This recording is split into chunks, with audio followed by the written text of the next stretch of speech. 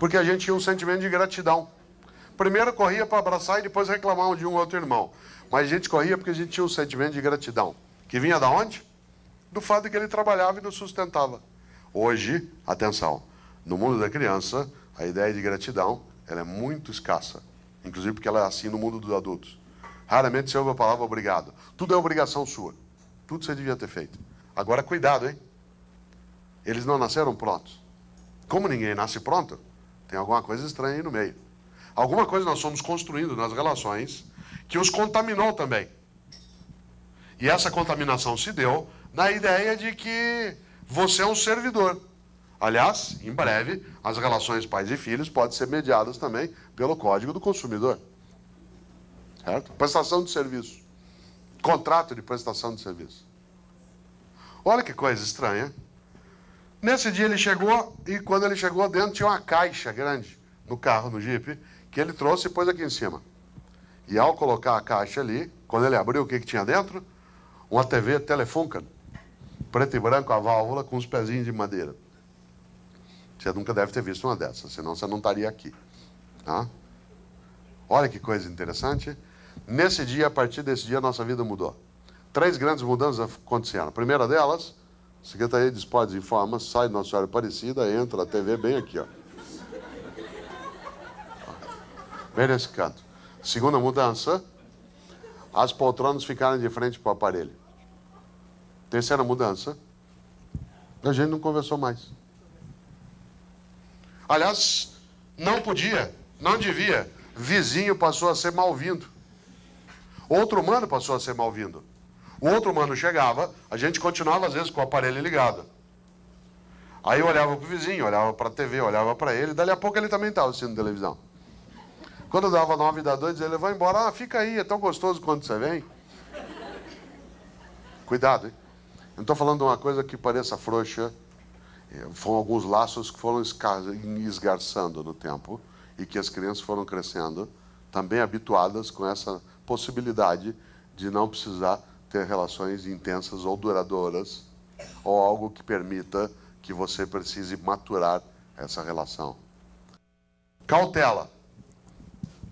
Esta possibilidade de desmontagem da capacidade de convivência e especialmente da possibilidade de nós indicarmos a própria noção de criança como sendo aquela que tem a sua maior força no lúdico,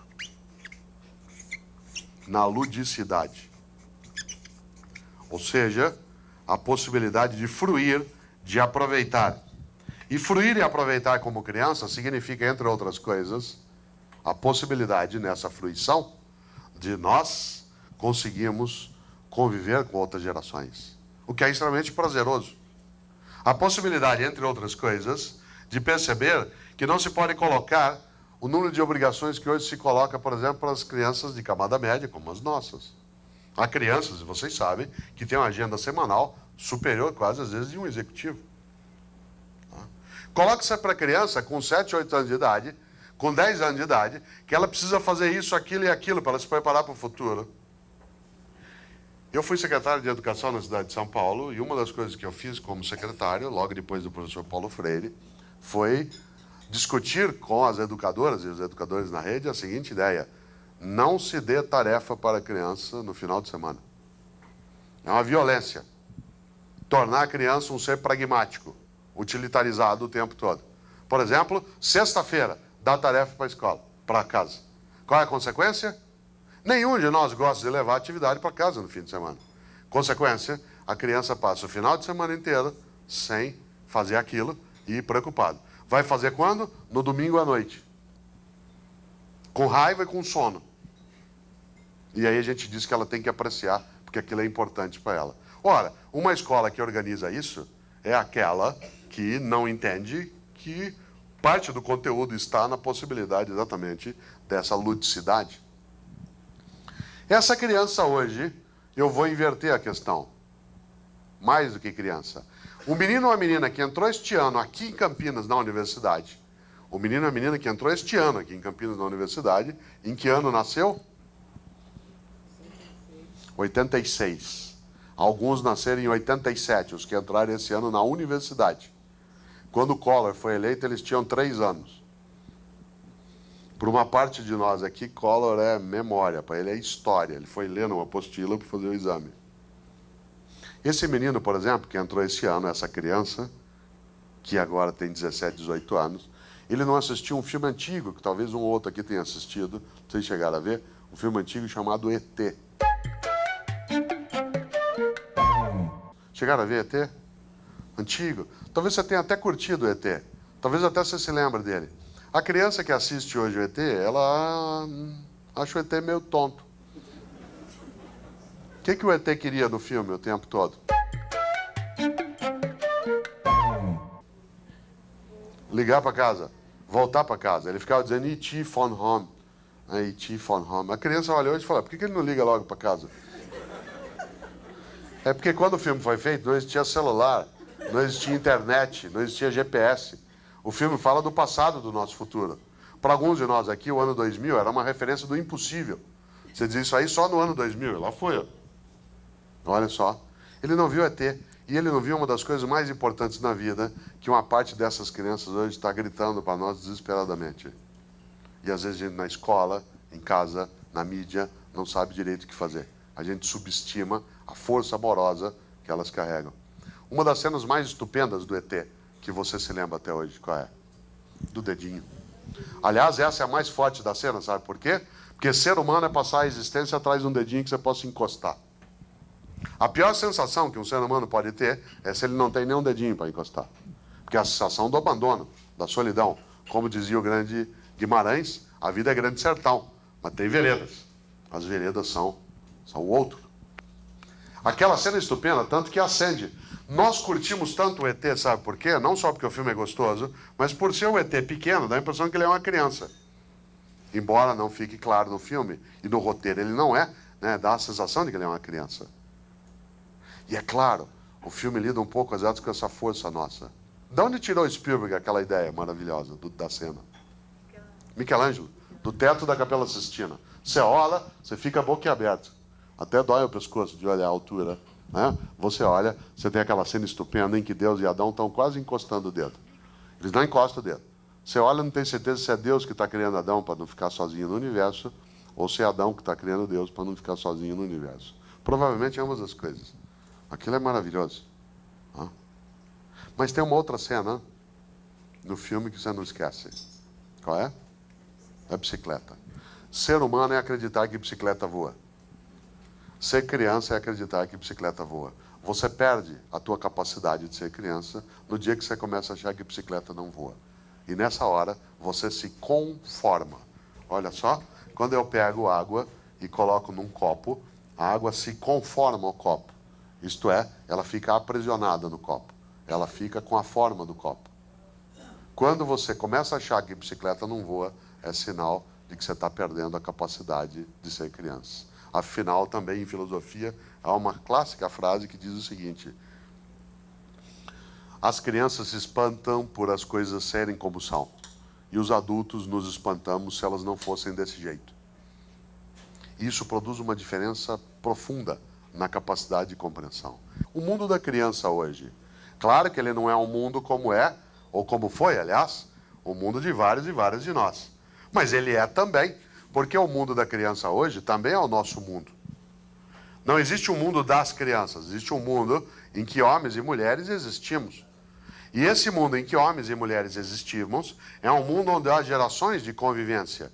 E essas gerações em estado de convivência, muitas vezes estão se furtando a capacidade, exatamente, de produzir aquilo que é a maior força da existência, exatamente, como eu dizia, a capacidade dos dedos se encostarem. Ora, volto eu só para fechar no ponto de partida. Essa criança hoje, ela olha a realidade e ela aprecia um pouco de reflexão filosófica, aprecia, especialmente quando você vai trabalhar com ela, aquilo que são as grandes questões dos pré-socráticos. Né? Você coloca para uma criança questões que foram trazidas por Tales, por Zenão,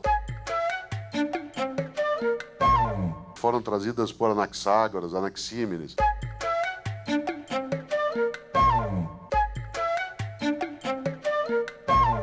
Heráclito. Ela fica boquiaberta, porque aquilo que ela curte, né, da onde vem o mundo, como é que ele é composto, né, as questões da matéria, as questões do espírito, o mundo da matemática. Esse mundo da beleza, da força, é o mundo da imaginação, o mundo da criação. É o mundo da poesia, é o mundo da fábula, é o mundo do mito, é o mundo da infância. No entanto, a palavra infante, que é uma palavra negativa, infante é aquele que não pode dizer, não pode falar, que é incapaz de falar, por isso que é chamado infante. Hoje, se cala muito essa possibilidade. E muitos de nós, mais adultos, não penetramos nesse mundo da criança para a nossa capacidade de convivência.